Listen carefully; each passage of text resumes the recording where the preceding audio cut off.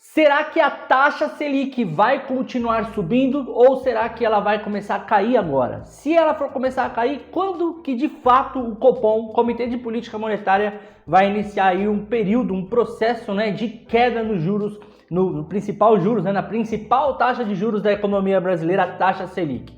É sobre isso que nós vamos falar no vídeo de hoje. Vamos comentar a famosa ata do Comitê de Política Monetária. E aí, se você quer entender qual vai ser o processo da Selic daqui para frente, fique até o final do vídeo. Se você está chegando pela primeira vez nesse canal, seja muito bem-vindo. Meu nome é Danilo Silva, sou consultor financeiro e mentor também, educador financeiro. Meu objetivo com esse canal é levar um conteúdo de finanças e investimentos de forma clara e objetiva para que você tome as decisões corretas. Caso você ainda não esteja aí inscrito ou inscrita no canal, clica no botãozinho vermelho que está aqui embaixo, se inscreve no canal, clique em curtir também se você já gostou do tema do vídeo e ativa o sininho para você sempre receber os nossos conteúdos, tá certo? Bora entender o que o Copom falou nessa ata, e como que a gente pode enxergar a taxa Selic daqui para frente. Vamos!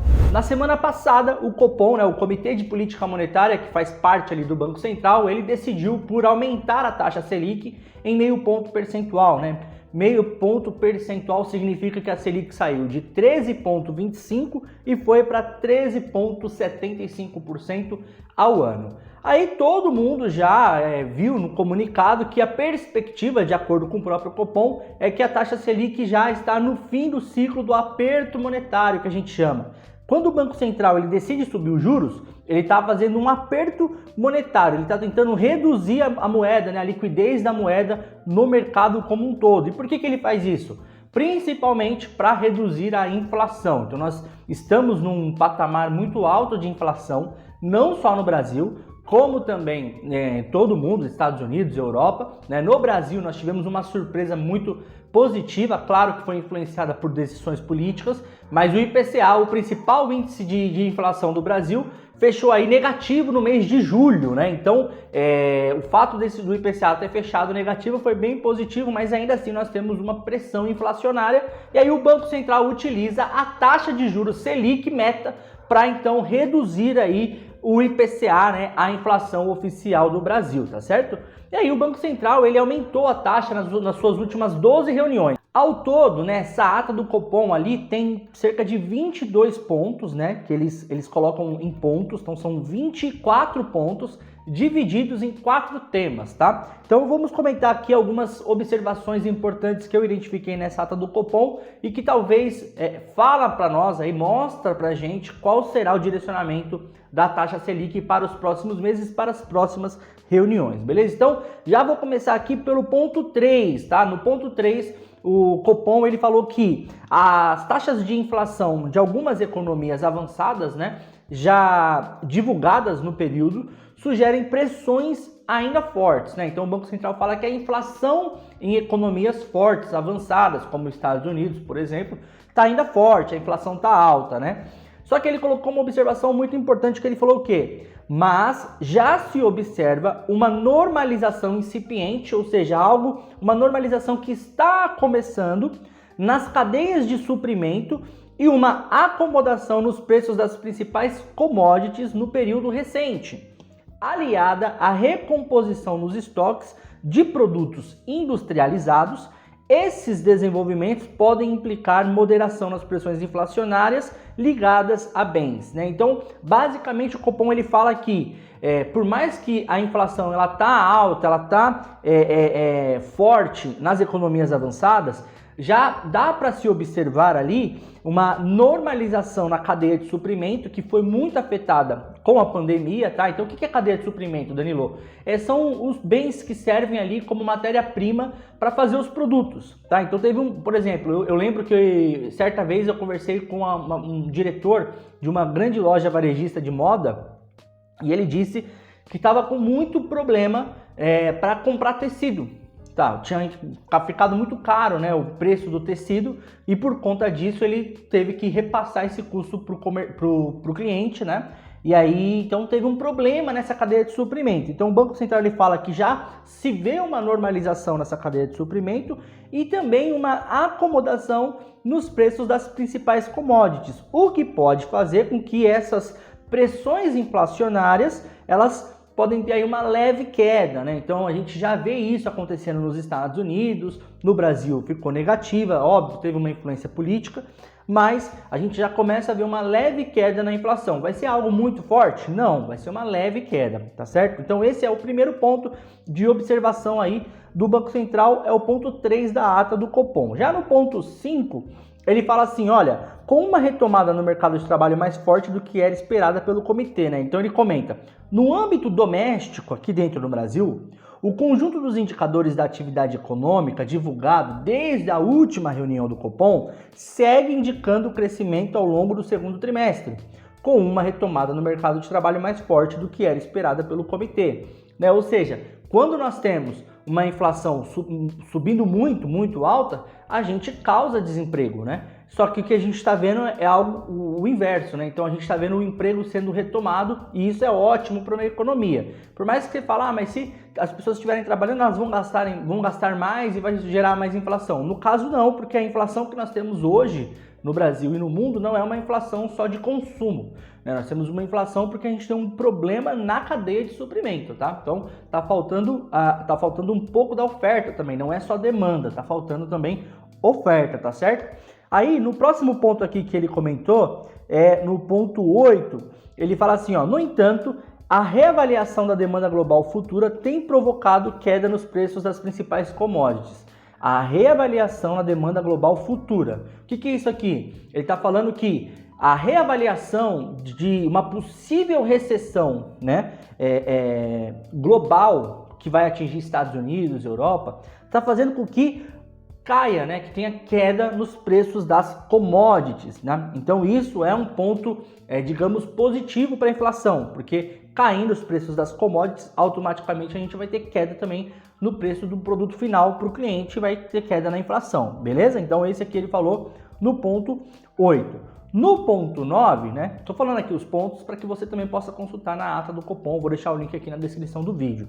Ele colocou assim, ó, o comitê avalia que houve um aumento da probabilidade de cenários alternativos que incorporam uma desaceleração da atividade global mais pronunciada. Ou seja, o comitê, na reunião lá do Copom, eles avaliaram que tem ali a probabilidade de uma desaceleração na atividade global mais pronunciada.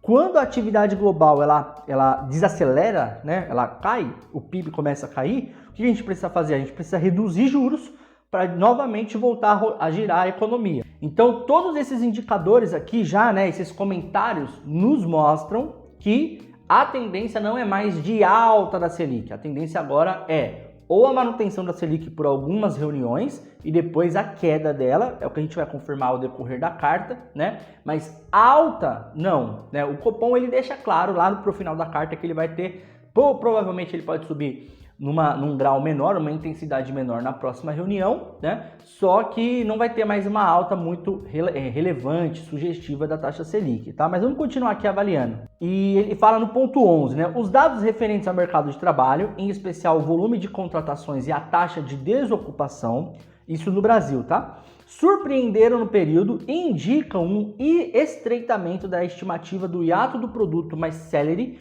que o antecipado.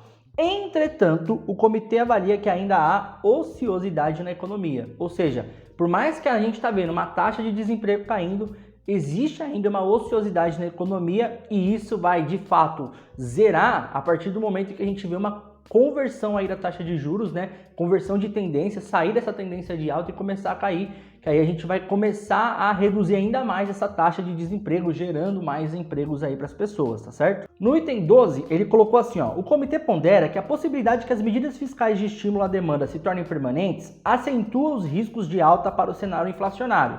Por outro lado, nota que o aumento do risco de desaceleração da economia global também acentua os riscos de baixa. Então aqui ele coloca dois cenários. Primeiro cenário, esses estímulos políticos que estão acontecendo para influenciar na demanda, para gerar demanda, pode causar uma alta na inflação. tá? Então o governo está dando mais dinheiro para a população, está reduzindo preço do combustível através de impostos e tudo mais, isso pode gerar uma inflação por conta da demanda. Por outro lado, nós temos um risco de desaceleração da economia global que acentua o risco de queda, né? Então a gente pode ter, ele coloca aqui dois cenários, um cenário que a inflação vai subir mais e um cenário que ela pode cair muito caso ocorra aí uma desaceleração de fato na economia global, beleza?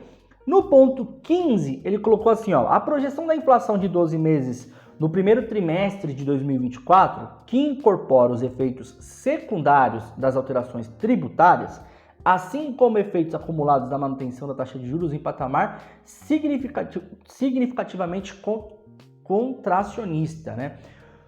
Aqui tem um ponto interessante, ó. Assim como efeitos acumulados da manutenção da taxa de juros em patamar significativamente contracionista. O que significa isso? Que o Copom ele está vendo que os efeitos dessa taxa de juros alta, ela ainda não está incorporada na economia agora. Ela vai se incorporando ao longo dos meses, né? Então, a expectativa do Copom é que no segundo semestre do ano que vem, de fato, a gente consiga enxergar ali os efeitos desse aumento da Selic, né? Então, o Copom ele não aumenta a Selic hoje, já dá um efeito na economia, demora, né? Pensa que o Brasil é um navio, né? Um transatlântico gigante. Você vai virar isso, você não vira de uma vez, né? Você vira aos poucos. É exatamente isso. Quando o Copom ele decide taxa de juros, ele demora para essa taxa de juros de fato fazer efeito na economia, tá certo? E aí no ponto 16 ele colocou: o ciclo de aperto monetário corrente, ou seja, o ciclo de aperto monetário de agora, foi bastante intenso e tempestivo, e que, devido às defasagens longas e variáveis da política monetária, ainda não se observa grande parte do efeito contracionista esperado, bem como seu impacto sobre a inflação corrente. Então ele está novamente falando, olha, o efeito contracionista, né, a alta dos juros agora, ela foi intensa, né, nas últimas 12 reuniões o juro subiu, e foi tempestivo. Só que ainda a gente não consegue ver de fato os impactos desses juros, né? A gente precisa de mais tempo para ver os impactos dessa alta dos juros na economia real, tá certo? Então aqui já é um ponto também de atenção que nos indica que o Copom está querendo parar essa alta, porque agora ele vai esperar para ver os impactos, né?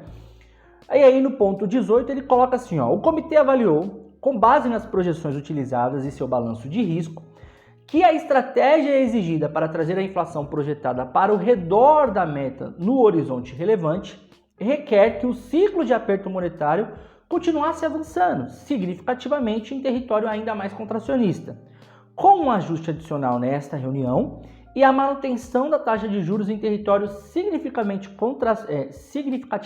contracionista por um período suficientemente prolongado.